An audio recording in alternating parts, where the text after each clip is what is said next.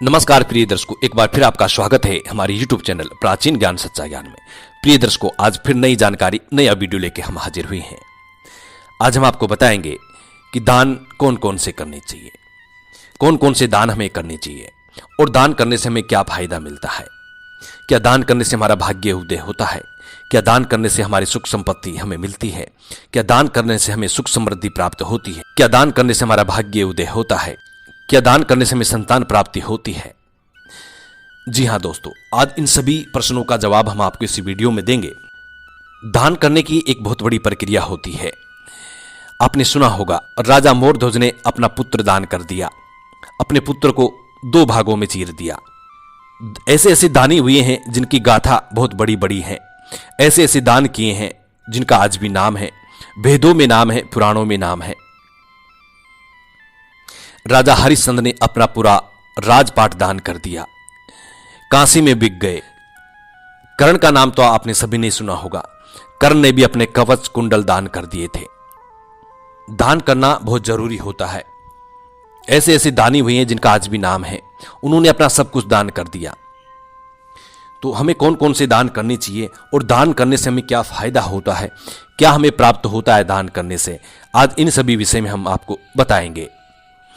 प्रिय दर्शकों, दान हमें हमारे जीवन में हमेशा करना चाहिए। दान करने से हमारा भाग्य साथ देता है, दान करने से हमारा कर्म साथ देता है, और जब कर्म साथ देता है तो हमारा भाग्य उदय होता है, और जब हमारा भाग्य उदय होता है तो मां लक्ष्मी की कृपा हम पे होती है, और जब मां लक्ष्मी की कृपा हम पे होती है तो हमारे घर में धन दौलत यश वैभव इन सब की प्राप्ति हमें होती है, सुख समृद्धि हमें मिलती है। चलिए प्रिय दर्शकों, हम आपको बताते हैं कि आपको कौन कौन से दान करने चाहिए और कौन से दान नहीं करने चाहिए। जैसा कि आपने थंबनेल में पढ़ा है, जो महिला दान करती है, इन 9 चीजों का जो महिला दान करती है उसके जीवन में कभी भी विधवा का जीवन नहीं आता। बिल्कुल सत्य सुना है। आज हम आपको बताते हैं कि कौन कौन से आपको दान करने चाहिए। पहला होता है नमक का दान। नमक का दान यदि आप शुक्रवार को करते हैं तो सुख समृद्धि आपके घर में आती है। यदि शुक्रवार के दिन आप नमक का दान करते हैं तो सुख समृद्धि आपके घर में आती है और आपको कभी भी दुखों का सामना नहीं करना पड़ेगा। दूसरा होता है गुड़ का दान। यदि आपके रिश्तों में खटास है, रिश्तों में हमेशा खटपट चली रहती है, तो आप गुड़ का दान करें। यदि आप गुड़ का दान करते हैं तो आपके रिश्तों में मजबूती आएगी। तीसरा होता है तिलों का दान। यदि आप कर्जे से परेशान हैं, किसी को आपने रकम दे रखी है, पैसा दे रखा है और वो लौटा नहीं रहा, यदि आप तिलों का दान करते हैं तो आपका पैसा वापिस आएगा, ये पूरी उम्मीद है। इसलिए आप तिलों का दान जरूर करें। चौथा होता है वस्त्र दान। यदि आप वस्त्र दान करते हैं तो आपके परिवार में, आपके परिवार से, आपके घर से जितनी भी बीमारियां हैं सब समाप्त होंगी। कभी कोई पीड़ित नहीं रहेगा, कभी भी आपके घर में बीमारी नहीं आएंगी। इसलिए वस्त्र दान भी जरूर करें। पांचवा होता है बर्तन दान। यदि आपके घर में पति पत्नी में, बीवी बच्चों में, बहू बेटों में हर दिन झगड़ा होता रहता है, हर दिन कलह उत्पन्न होता है, तो आप बर्तन दान करें। यदि आप बर्तन दान करते हैं तो आपके घर के सारे झगड़े हमेशा के लिए समाप्त हो जाएंगे और आप सुख शांति से अपना जीवन व्यतीत कर सकते हैं। कभी कोई लड़ाई झगड़ा नहीं होगा। इसलिए आप बर्तन दान जरूर करें। छठा होता है अन्नदान।